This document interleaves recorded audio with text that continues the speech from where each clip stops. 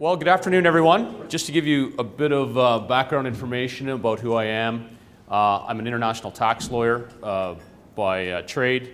I have law degrees both in the United States and Canada. And I was in the Turks and Caicos for 10 years. I managed a law firm down there and a trust company. So I got quite familiar with setting up offshore trusts and companies and all that sort of stuff. Then my wife said enough of this after our third child, and time to move back to Canada. So we went back to Canada, and I spent a couple of years working for the Royal Bank of Canada. They recruited me to look after all their high net worth clients. So I did that for a couple of years, which was a pretty interesting opportunity. And now I basically have my own law firm, and I teach and do various things. So this is just a stat about high net worth Canadians. Basically that there's about 200,000 of them now with investable assets over $1 million, 280,000. And it's growing steadily. So CRA's response to keep money in Canada is basically new foreign trust rules. They threaten penalties against guys like me for talking to people. They have an amnesty program where they're always trying to say, hey, come on, bring your money back into Canada and everything will be good again. That actually gets quite a bit of activity. And then they have tax information exchange agreements. So they go into places like Cayman and Bermuda, and they get them to sign these agreements. And that's a global thing. It's happening around the world, and all of those countries have to sign not only with Canada, but they have to sign with the United States and all sorts of different places. Anyways, does that mean that the international tax and asset protection possibilities are over? No. So what I want to talk to you about, as Canadians, you're in a different boat than the Americans because we're tax based on residency. So the whole concept is basically just to try to create a structure or however you want to look at it, some sort of an entity offshore that's not taxable. So I always say to people, what would happen if I gave you $1 million and told you that there was only a 1% chance that I would ask for that money back? Would you take it, right? And I think, yeah, okay, here you go. Well, if I, gave you the million, told you there was only a 1% chance that I was going to ask for it back, and then after 4 years, I couldn't ask for it back unless there was something unusual and I was statute barred from being able to ask for it back, would you take the money, right? So it's looking better all the time. Then in addition to that, if I did say, okay, I really need that money back, but you're only going to have to pay a bit of interest on it that's less than a line of credit. So for the 4 years, you'd had the $1 million, and it's basically like a line of credit. Your downside is that I might ask for 3 or 4%. Would you take the money? So basically, what I talk about is what I call tactical tax planning. And what that is it's to put you in that situation where you're saving the $1 million because that's your money. You have it. And if you get a legal opinion, a lot of people don't know this, but if you get a legal opinion, they're not entitled, CRA is not entitled to hit you with any penalties or penalty interest. You've proven that you've done your homework. You've got basically a structure that's what we would refer to as a fair interpretation of the Tax Act, and so they can't hit you with anything. The only thing that they can ask for is the taxes, right? But basically, there's a less than 1% chance. I mean, they only audit 1.3% of the tax returns in any given year. And of those, it's something like 0.67% that actually get reassessed. And of those, a number of those actually get settled out, or they lose in tax court, CRA loses in tax court. So when you look at the stats, it's incredibly good. So I just wanted to set the stage because there is a lot of things you can do, and it's not very aggressive. A lot of people have kind of like an emotional tie to the whole thing about tax planning, and really it's just it's just planning. There's nothing wrong with it. So this is the stats that I talked about. So what we're going to do is we're going to talk about some actual examples about how to do this. Okay. So I'm going to do an individual plan, a corporate plan, using retained earnings. So if you've got a corporation with retained earnings in it, I'm going to show you how to take that out. And then also basically a corporate plan for doing active business around the world or something outside of Canada. So in this example, I've got good old Will and Kate. They're 47 and 45 now. Will took his business public 2 years ago. He has this portfolio worth $5 million, and he's still a director of the company. Will and Kate would like to buy their dream beachfront condo in Moustique, and Will's company's been hit by the recent downturn, right? And the stock price has plummeted. Now he's still a director, right? So there's issues there. So one option is they could just take the $1 million and go, from their own post-tax dollars and just go buy the condo, right?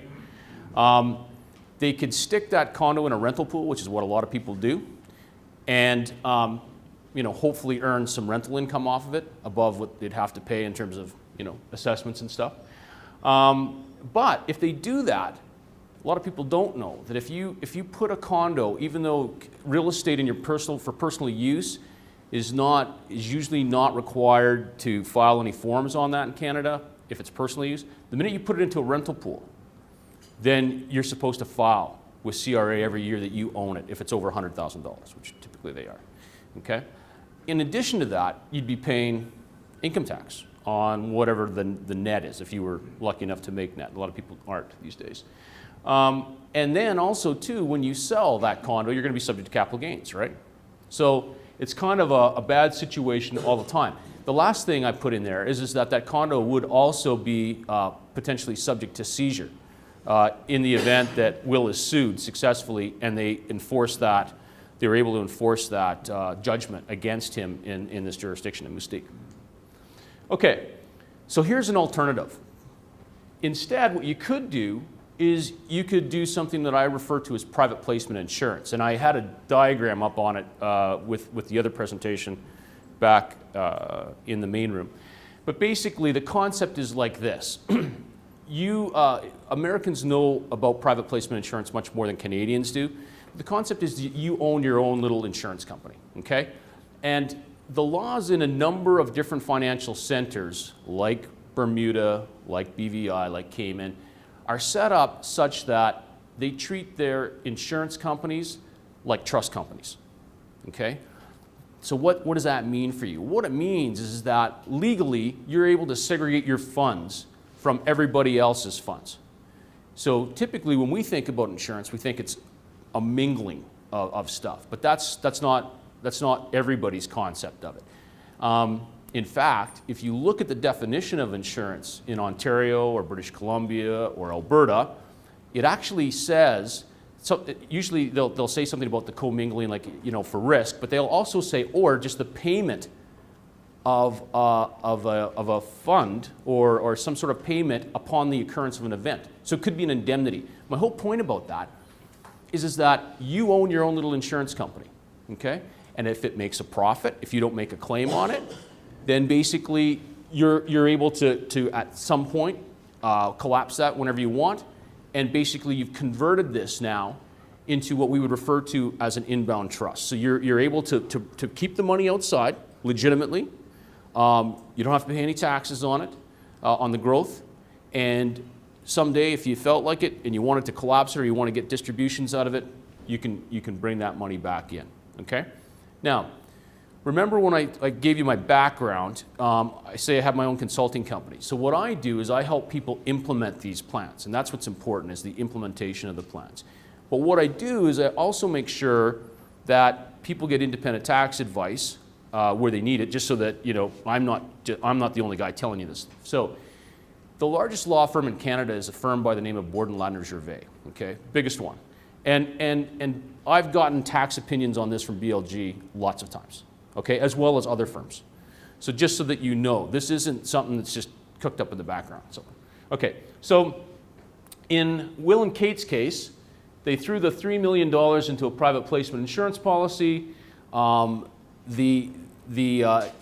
your insurance policy, your private placement insurance policy, you can put anything you want in there. I've got clients that have private debt, they have equity, private equity, They have real estate, all sorts of stuff. So it's completely, I've got promissory notes in some of these. So you can put any sort of asset you want into these private placement insurance plans. So they put 3 in there.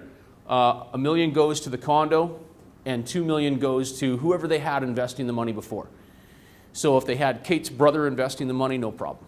We can open up an account. I've had some people open up accounts with Interactive Brokers, and they trade their own accounts. So they can do that, okay? So the idea basically, just to sum up in terms of this particular structure, is that you have control, there's legal separation between you and anybody else, and no one's gonna sue you and say, okay, I want your money. And there's practical control. We can put all sorts of practical controls on this thing. So no one's gonna steal your condo, okay? It's sitting there. It's not going anywhere. You don't have to, unlike a trust, there's not that element of having a trustee where they have control of your funds. This is a completely different concept. So retained earnings planning. Let's skip around. We've got a company. You've got retained earnings in it. You want to get them out tax-free. Okay. I probably would use the insurance plan again. I've done that lots of times. I would prefer to use the insurance plan, but I wanted to give you an idea of something else. So basically, Brad and Angelina have $3 million in retained earnings, generating $120,000 in interest income each year, and that would be taxed at the top rate, so 40%. The company is still operating, and they will continue to manage it, although their children are going to take over control someday. Brad and Angelina would like to buy their dream cabin in Canmore and be close to their grandchildren. Okay. So what they could do is pull the $1 million out of the retained earnings and pay $310,000 in taxes, so that would be their dividend tax, right? And they could use the $690,000 to buy the cabin. The $2 million they can leave in the company. It'd earn $80,000 in interest income, and because it's passive income, it's not operating income. They're paying a higher rate of tax. They're 34.7. Instead, what they do, corporations can set up their own estate plans, pension plans, estate plans, all that sort of stuff. In this one, we've set up a health benefits plan. Okay. There's incentives for Canadians to do this because the government knows it doesn't have enough money to cover a lot of these things, so they want the taxpayer to do it. So you could set one up with your company, okay? And in this instance, you'd have to use a trust or trustee, because that's what these are. These types of plans, either pension plan or a health benefits plan, is a trust. And you would put it with a trustee. That wouldn't be seen as taking. You could actually get a deduction for this, but basically, regardless of the deduction, the fact is that it wouldn't trigger any taxes. Let's put it that way. Okay, so they can borrow the $690,000 back, or what they could do is they could, like I said, they're saving the tax money anyways. They can supersize, take out $1 million and get a bigger cabin. The $2 million that's left over is invested. And this time, it doesn't attract any tax because it's in this health benefits plan, okay? Again, these plans are done all the time. They're very commonplace. A lot of times they're done domestically though, but what you want to do is you want them to do it with a non-resident trustee, because if the trustee's non-resident, then there's no taxes on the 4% that are generated, and you've got a lot more flexibility in terms of what you can do with the funds. So I just wanted to give you an idea of that type of a plan. So the last plan is just an idea about doing something international. So Justin Bieber, he's had the mediocre music career and it's over, but now he does these e-vape cigarettes. And a couple people who know me have heard me talk about a client of mine that actually does do this. He sells electronic cigarettes into the UK, and they started at literally zero a year ago, and they're now doing about £1 million sterling a month. They're huge. So right now, is generating $10,000 per month after expenses, but he predicts that he could He could rise fast to 50,000. He simply pays individual income tax or a combination of corporate taxes if he wanted to, so he could get the lower rate if he wanted to, but then it would be in his corporation. So if he takes it out, pays a dividend tax, right? In any event, in Ontario, it would be about 43% tax. So Justin decides to establish a corporation in a tax treaty country. So maybe some of you have heard about how companies often use Barbados planning. I just used a different example here. I used the UAE, Dubai. The concept is this, that you set up a company in a treaty country that has very low tax or no tax at all. And what you're allowed to do is you can operate actively with that company. So this isn't passive income. This isn't money that you capitalized in there and then you're, investments. This is active business, right? So active business in this company, and what you can do is, so that company doesn't pay any corporate tax, what you can then do is repatriate that post-tax money, okay? It's now into the company, you earned it without paying taxes, but now that it's in the company, you can actually repatriate it back to your Canadian parent company tax-free.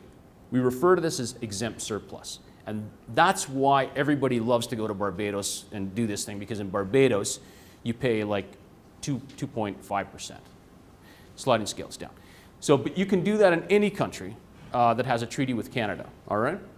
So that's what this guy does, and in fact, rather than repatriating it back into Canada, because then you'd have to pay dividend tax out of your parent corporation, he just leaves it there. Okay, he leaves it in his UAE company. He, throws in one of the corporate plans that I showed you before, pulls the money out, right? That's what you'd do. You probably wouldn't repatriate it back. But I just wanted to give you a flavor of some of the other planning that happens. So, much lower rate, we talked about that. It's really good for asset protection. What do all these plans have in common? So like I started with the conversation at the beginning, what do these plans have in common? What they have in common is that they're all plain vanilla. I mean, it may sound complex to you, but it's stuff that we deal with every single day. It goes on all the time. So it's not, from my standpoint, it's not black box planning, as I would refer to it, something that's synthetic. You can kind of take, if you've seen the Tax Act, right, it's like this. And you can play around with it in a number of different ways to create all sorts of crazy boxes and structures. When I look at stuff like that, my eyes glaze over, right? I mean, I don't even like looking at stuff like that. But this stuff is, I know it sounds complex for people that don't deal with it every day, but really, it's very straightforward. It's done all the time. And what that means for you is that you're going to be able to get a tax opinion, okay? Someone's going to sign their name to say this is legitimate planning. What does that do? It puts you into that 1% category again. Remember that? We talked about that? It's this, if I gave you $1 million, so I've shown you now how I'm going to give you that $1 million, and you got to decide whether or not you're going to take it. Another thing with the stuff that I showed you is that it doesn't generate tax ID numbers. You got to be really careful about generating tax ID stuff. I did a presentation with the retired Chief Justice of the Tax Court of Canada 2 years ago or something, and we worked together on this paper down at the Law Society in Toronto. And what was interesting was that in pulling information out of CRA, they don't want to tell you anything, right? But pulling information out of them, I found out that they're completely electronic now to the extent that they generate all their audit leads typically now off of the computer. It used to be where they would have people dedicated to reading the paper and looking for leads on people. They don't do any of that anymore. So you want to stay away from tax ID numbers. So when some of these, I don't know if any of you have had the misfortune of doing like a charitable deduction scheme, where basically you donate 5 and they give you a deduction for 25. Well, you would have had to put in a tax ID number there. And I will bet you that if you did that, you probably got audited, okay? And it probably got denied, the deduction. Maybe not. You would have been the lucky ones. Yeah. No. Something different. So they'll give you, so what will happen is they'll give you like a number that you have to fill in on your tax return. Yeah. So stay away from those. Anyways, that's the end of my presentation. It was a little bit technical. If anybody has any questions about things like, we still got 5 minutes. If anybody has any questions about things like banking internationally, you know, how you do it, where do you go, or anything like jurisdictions. I always get that question. What's your favorite jurisdiction? Stuff like that. Anybody have any questions about stuff? Yeah. To own a, I think it's good for any Canadian to have a second passport. I have an Irish one. Nothing wrong with Dominica. Yeah. Yeah, no problem. No problem with any passport. Canada isn't one of these countries that doesn't allow you to have two citizenships. We're good with that. That's a good question. So the best place to do trusts for Canadians. I know a lot of Americans like Cook Islands, and they have that relationship there. I don't use the Cook Islands very often, just primarily because of the time zone difference. Most Canadians are more familiar with the Caribbean or the Channel Islands, okay? One of my favorite places to do offshore trusts, asset protection trusts, is actually the Bahamas. Why do I like the Bahamas? A, it's close, and I know those individuals fairly well in the professional circles that I deal in.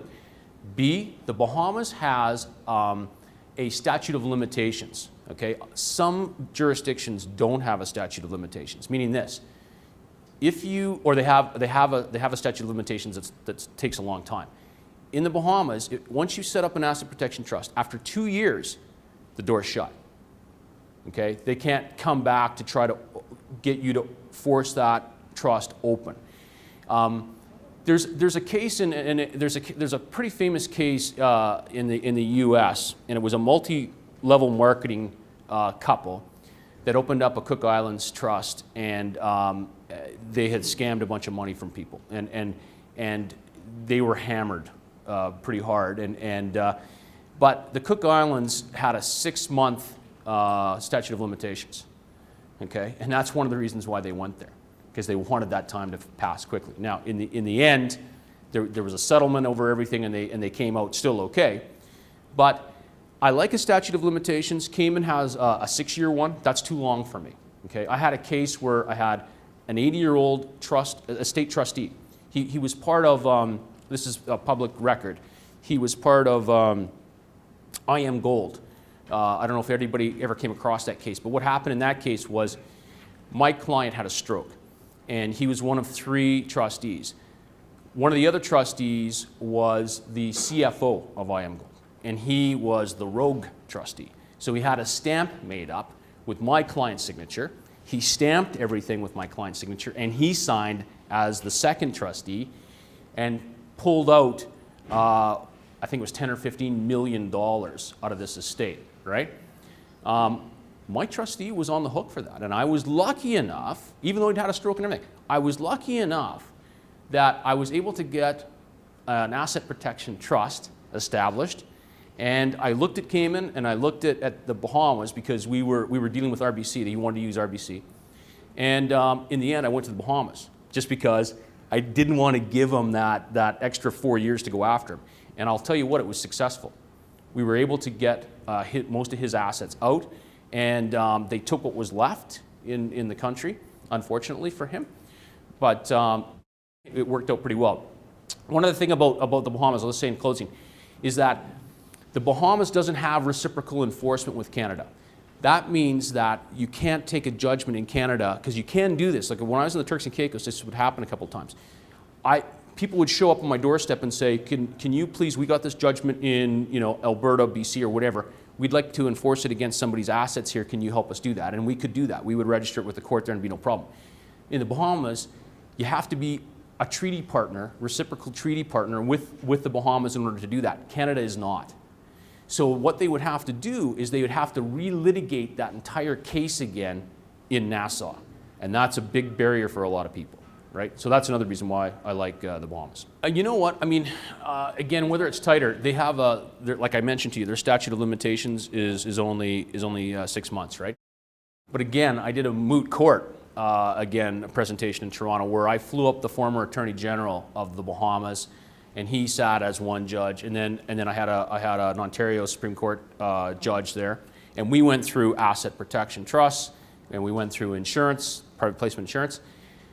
Without a doubt, in Nassau, there's no way that they'd be able to open up that trust. You know, I mean, that's not going to happen. That's a good point. So whether or not, I don't know if everybody heard that, but if you have real estate in your asset protection trust, what's going to happen is this: if the court is sympathetic, and in these moot court cases, what we had is we always use spousal split-ups because they're the most sympathetic to that. Third-party creditor, not so much, but spousal split-ups, big time, right? If you have a sympathetic court, what they're going to say is they're going to say that was a fraudulent preference, okay? Fraudulent conveyance into that trust. Therefore, we're going to seize whatever assets you have. They might even say that they can get their hands on. So real estate's number one. You know, that's a very hard thing to get a hold of. Now, if it was in the Bahamas, they probably wouldn't be able to do that, right? But, in fact, I'm almost positive that they wouldn't be able to do it. But if it's in the United States or Canada, they probably can. But the next thing that they might do is hold you in contempt of court, which is what they did with this couple out of California that I was telling you about. They basically, the judge said, listen, I know you can get those funds. Figure it out. And we're going to put you in jail until you do figure it out. And that's what they did. They put them in jail under contempt, and in the end, again, they settled, so the couple paid some of the money back, but that's what they did. They put them in jail. With insurance, I'll say though, that in the same moot court situation, just to tell you the outcome of that one, on the trust, the Ontario guy said the same thing: contempt of court, fraudulent conveyance, contempt of court. The Bahamas judge said no problem. You know, it's all good.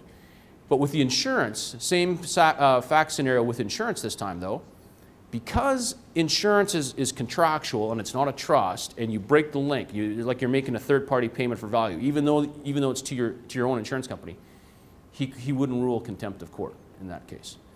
So the insurance is the captive insurance concept, the private placement insurance concept for asset protection is even stronger than a trust.